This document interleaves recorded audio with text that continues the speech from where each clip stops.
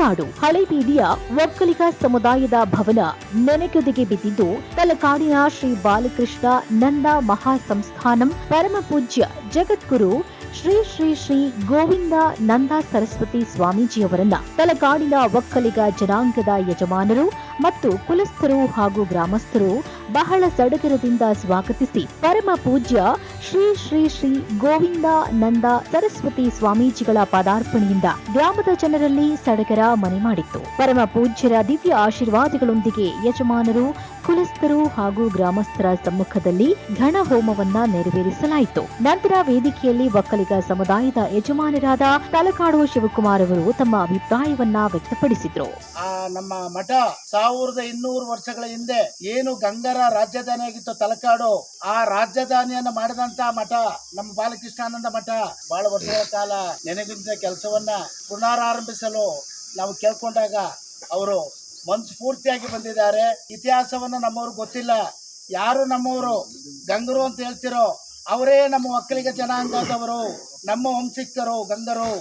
ಆಡಳಿತ ಮಾಡಿ ನಶಿಸಬಹುದ ಈ ರಾಜಧಾನಿ ತಾಲೂಕಾಗಿತ್ತು. 24ರಲ್ಲಿ ತಾಲೂಕು ಪ್ರವಾಹದಿಂದ ತಲಕಾಡು ಮುಳುಗಡೆ ಆಗ ತಾಲೂಕನ್ನ ಟಿ ನರಸೀಪುರಕ್ಕೆ ವರ್ಗಾವಣೆ ಮಾಡ್ತಾರೆ. 24ನೇ ಇಸವಿಯಲ್ಲಿ ಪ್ರತಿಯೊಬ್ಬರು ತಿಳ್ಕೊಳ್ಳಿ. ಆಗ ವಿದ್ಯಾವಂತರಿದ್ರೆ ತಾಲೂಕು ಹೋಗ್ತಾ ಇರಲಿಲ್ಲ, ತಾಲೂಕು ಉಳಿತಾ ಇತ್ತು ತಲಕಾಡು. ಇವಾಗ ಹೋಬಳಿಯಾಗಿ ಉಳಿದಿದೆ. ನತದೃಷ್ಟ ಅಲಮೇಲಮ್ಮನ ಶಾಪವೋ ಏನೋ, ಏನ್ ಮಾಡಿದ್ರು ಹಿಂದಕ್ಕೆ ಹೋಗ್ತಾ ಇದ್ದೀವಿ. ತಲಕಾಡು ಹಳೇಬೀದಿಲಿ ಮುಂದುವರಿತಾ ಇಲ್ಲ, ಯಾರೂನು ರೈತಾಪಿ ವರ್ಗನೂ ಮುಂದುವರಿತಾ ಇಲ್ಲ. ಯಾವುದೇ ಒಂದು ಕೆಲಸವನ್ನು ಮಾಡ್ಬೇಕಾದ್ರೂ ಕೂಡ ವಿಘ್ನ ಆಗ್ತಾ ಇತ್ತು. ಆದ್ರೆ ನೀವು ನೋಡಿದಿರ ಬಾಲಕೃಷ್ಣಾನಂದ ಮಠವನ್ನ ನಮ್ಮ ಗುರುಗಳು ಪೀಠಾಧ್ಯಕ್ಷರಾದ ನಂತರ ಬಹಳ ಕಷ್ಟ ಬಂತು. ಅಲ್ಲಿ ಆಳುಗಳಿಗೆ ಸಂಬಳವನ್ನ ಕೊಡಕ್ಕೆ ಇರ್ಲಿಲ್ಲ. ಅಲ್ಲಿ ಕೆಲಸಗಾರರಿಗೆ ತಮ್ಮ ಸ್ವತಃ ಕಾರನ್ನ ಮಾರಿ ಏಕೈಕ ಜಗದ್ಗುರುಗಳಾದಂತ ನಮ್ಮ ಶ್ರೀ ಶ್ರೀ ಗೋವಿಂದಾನಂದ ಸರಸ್ವತಿ ಸ್ವಾಮೀಜಿ ಅವರು ಸಂಭಾವನೆ ಕೊಟ್ಟೋದು ನನಗೆ ಚೆನ್ನಾಗಿ ಗೊತ್ತು, ಯಾರಿಗೂ ಬೇರೆ ಗೊತ್ತಿಲ್ಲ. ನೆಕ್ಸ್ಟ್ ತದನಂತರ ಗುರುಗಳಿದ್ರು. ಅವ್ರ ಕಾಲಾದ ನಂತರ ಎಲ್ಲ ಅವರ ಅಂತಿಮ ಸಂಸ್ಕಾರ ಮತ್ತು ಎಲ್ಲವನ್ನು ಕಾರ್ಯವನ್ನು ವಿಧಿವಿಧಾನಗಳಲ್ಲಿ ಪೂರೈಸಿದಂತ ಮಹಾಪುರುಷರು.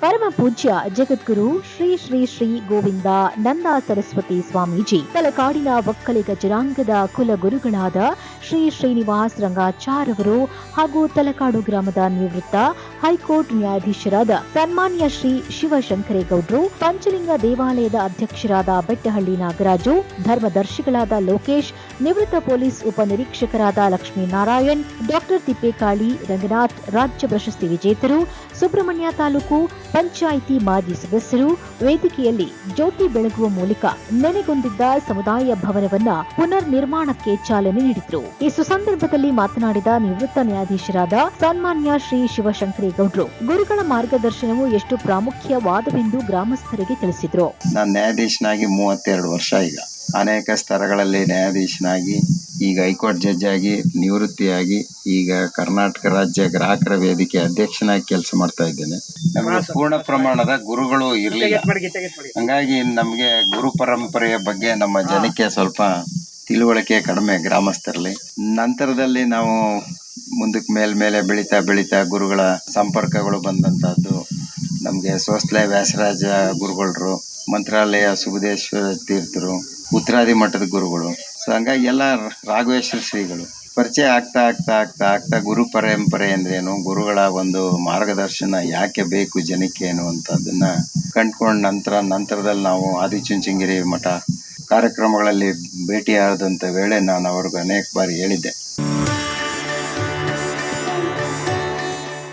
ಪೀಠದಲ್ಲಿ ಆಸೀನರಾಗಿದ್ದ ಪರಮ ಪೂಜ್ಯ ಜಗದ್ಗುರು ಶ್ರೀ ಶ್ರೀ ಶ್ರೀ ಗೋವಿಂದ ನಂದ ಸರಸ್ವತಿ ಸ್ವಾಮೀಜಿರವರು ಪ್ರವಚನ ನೀಡಿದರು.